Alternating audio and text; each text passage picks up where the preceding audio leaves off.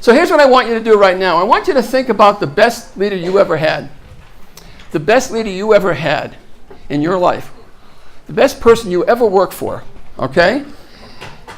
And I want you to think of 2 words or 3 words about how that leader made you feel, okay? Now you can write them down and just keep them in your head right now. Think about the best leader you ever had. How did that leader make you feel? And I want you to turn to the person next to you and just tell them those 3 words and have them tell you 3 words, okay? 2 or 3 words.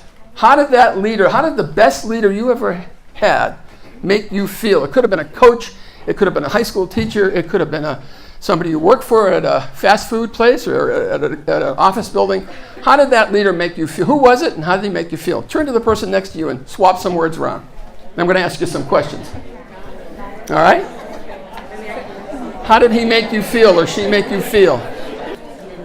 What were some of the words you came up with? How many said the word trust? Anybody say trust? It made me feel trusted? All right. How many said empowered? Anybody empowered? How about respected?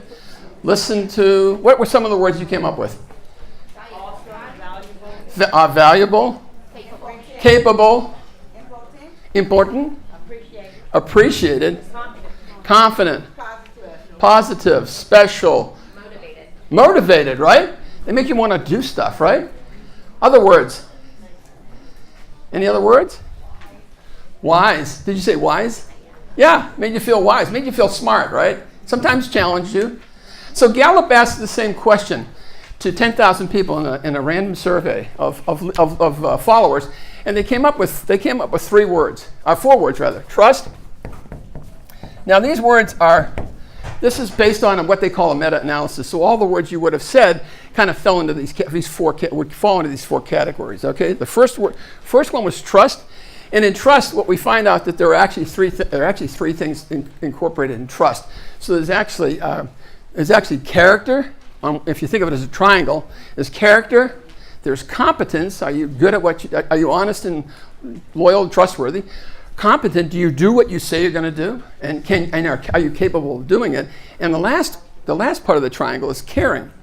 And caring is the hardest one for some folks. I don't think it is for you guys, but for some leaders, caring is the toughest thing for specifically businesses. Business folks think if they pay you every couple of weeks that they really care about you. And that's not quite it. That's not quite where we roll, as they say. The second thing they found out was compassion. That leaders bring compassion to the relationship. That means great leaders laugh with you and they sort of cry with you.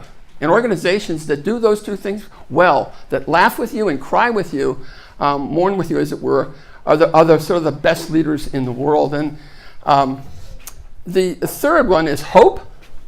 Leaders who show people they work with, people they work around, this idea of hope, a vision of the future, that there's something in the future that's coming that they can aim for. They have a vision of the future. This idea of hope is a really important thing for people to follow. And the last one is stability. Stability. You know, everybody has ups and downs in their lives, right? You guys have ups and downs. You have those day-to-day cares that you have, right? But if somebody is like this, we call that unstable, and it's really hard to work for those kind of people. Really hard to kind of work for those people. So that's what Gallup found. I got interested in this idea of positive leadership about 3 years ago, because I noticed in business that leaders that were more positive had better results, right? Is that what you found? Give me a hoo-ah if that's right. Hoo-ah. Yeah, hoo-ah. All right. So we found out that people in business and people in life in general that were more positive actually got better results.